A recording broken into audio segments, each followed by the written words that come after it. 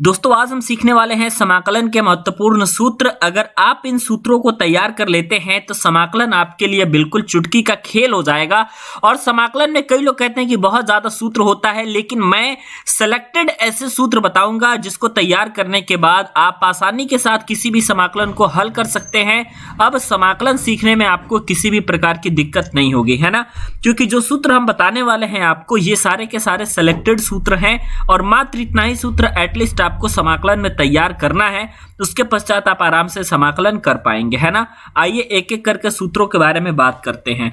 सबसे पहला सूत्र यहां पे निकल के आता है कि integration x to the power n dx का क्या फॉर्मूला होता है। ठीक है, integration x to the power n dx का क्या फॉर्मूला होता है, पहला सूत्र यहां से ये निकल के आता है। तो इसका समाकलन आपका हो जाएगा x to the power n plus 1 और total to the power n plus 1 और प्लस c, यही इसका समाकलन का सूत्र हो जाता है ना।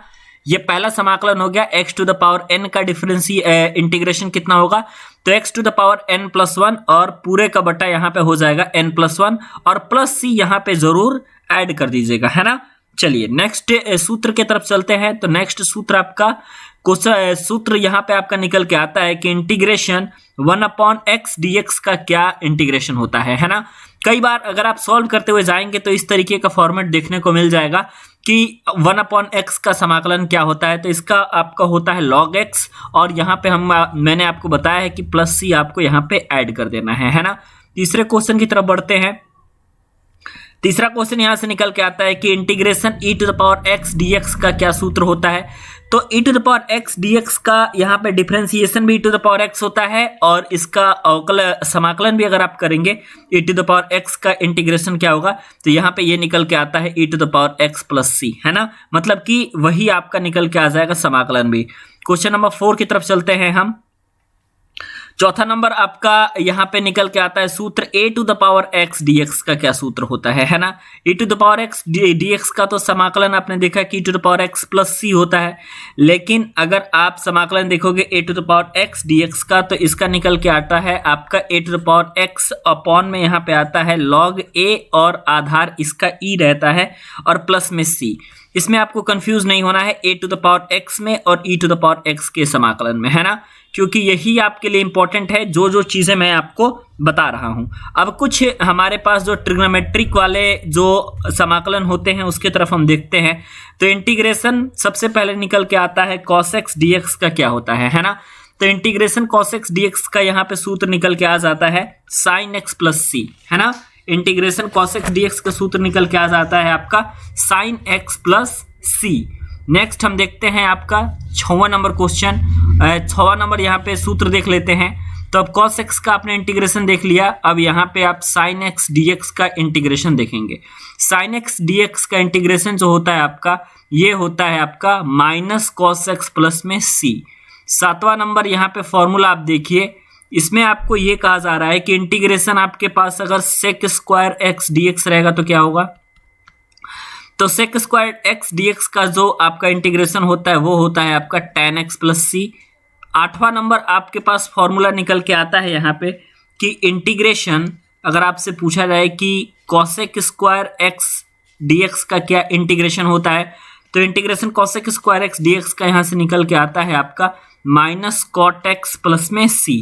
फिर इंटीग्रेशन 9वां नंबर यहाँ पे फॉर्मूला देख लीजिएगा कि इंटीग्रेशन sec x dx का क्या निकल के आता है। इंटीग्रेशन sec x dx का क्या इंटीग्रेशन निकल के आता है, तो यहाँ पे आप ये देखेंगे नहीं cosec स्क्वायर x के बाद sec x into tan x dx को, एक मिनट रुक जाइए, यहाँ पे इस वाले फॉर्मूले को देखते हैं।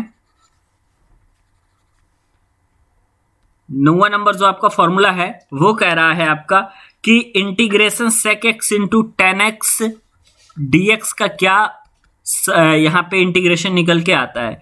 तो इसका यहाँ पे निकल के आता है sec x प्लस में c। इसको आप ध्यान से देखिएगा, sec x प्लस में c इसका इंटीग्रेशन निकल के आ जाता है।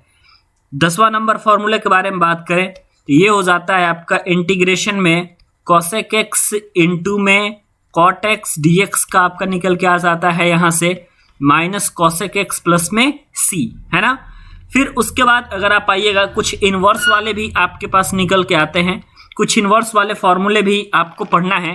यहाँ पे इंटीग्रेशन में, और वो बिल्कुल आपके लिए बेसिक होंगे। जैसे कि इंटीग्रेशन में 1 अपॉन में अंडर रूट में 1 माइनस एक्स स्क्वायर dx रहता है, तो क्या होता है, ये इसके लिए फॉर्मूला निकल के आ जाता है आपका साइन इनवर्स एक्स प्लस में c। नेक्स्ट अगर आप देखेंगे इंटीग्रेशन 1 अपॉन में 1 प्लस एक्स स्क्वायर dx का क्या फॉर्मूला निकल के आता है, ये निकल के आ जाता है आपके पास tan इनवर्स x प्लस में c। फिर अगर आप आएंगे यहाँ पे इंटीग्रेशन 1 अपॉन में x इंटू में अंडर रूट में एक्स स्क्वायर माइनस 1 dx, इसका क्या फॉर्मूला होता है, इसका फॉर्मूला निकल के आ जाता है आपके पास सेक इनवर्स x प्लस में c, इसका फॉर्मूला निकल के आ जाता है। तो 1 मिनट में यहाँ पे लिख देता हूं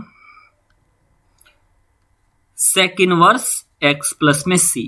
अब इनवर्स वाले में आपने ये 3 फॉर्मूले देख लिए और इधर आप देखेंगे 10 फॉर्मूले इधर हैं, यानी कि ये आपके जो हैं ये टोटल 13 फॉर्मूले निकल के आते हैं, जो कि टोटल 13 फॉर्मूले आपके समाकलन के बहुत ही ज्यादा बेसिक फॉर्मूले हैं।